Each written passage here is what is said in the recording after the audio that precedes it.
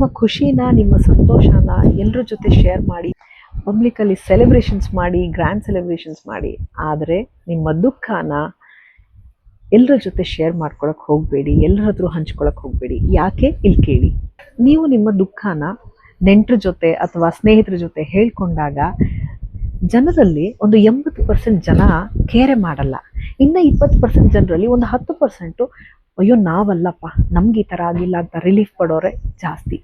ಇನ್ನು most of the time ಇನ್ನು 10% ಜನರಲ್ಲಿ ನೀವು ಹಂಚ್ಕೊಂಡಿರೋಂಥ ದುಃಖದ ಜೊತೆ, ನೀವು ಹಂಚ್ಕೊಂಡಿರೋಂಥ ವಿಷಯಗಳ ಜೊತೆಗೆ ಅವ್ರಿಗೆ ಏನು ಮಾಡಬೇಕು ಅನ್ನೋದೇ ಗೊತ್ತಿರಲ್ಲ.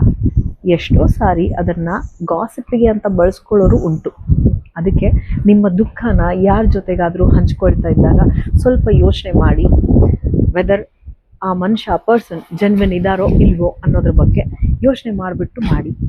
ನಿಮ್ಮ ಸಹನೆ, ನಿಮ್ಮ ಧೈರ್ಯ, ನಿಮ್ಮ ಶಕ್ತಿ, ನಿಮ್ಮ ಕರೇಜ್ ಏನಿದೆ ಅದನ್ನೆಲ್ಲ ಉಪಯೋಗಿಸ್ಕೊಂಡು ಸೈಲೆಂಟಾಗಿ ಸಾಲ್ವ್ ಮಾಡೋಕ್ಕೆ ನೋಡಿ. ಆಗದೇ ಇದ್ದರೆ ಥೆರಪಿಗೆ ಹೋಗ್ಬೋದು, ಕೌನ್ಸಿಲಿಂಗ್ ತೊಗೋಬೋದು. ಯಾಕೆ ಅಂದರೆ ನೀವು ಬಿದ್ದಾಗ ಚಪ್ಪಾಳೆ ತಟ್ಟೋರೇ ಜಾಸ್ತಿ ಹೊರತಾಗಿ ನೀವು ಎದ್ದು ನಿಂತಾಗ ಚಪ್ಪಾಳೆ ತಟ್ಟೋರು ತುಂಬ ಕಡಿಮೆ.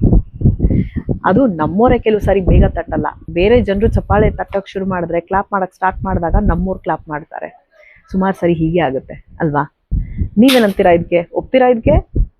ಟೇಕ್ ಕೇರ್, ಸ್ಟೇ ಹ್ಯಾಪಿ, ಬಾಯ್.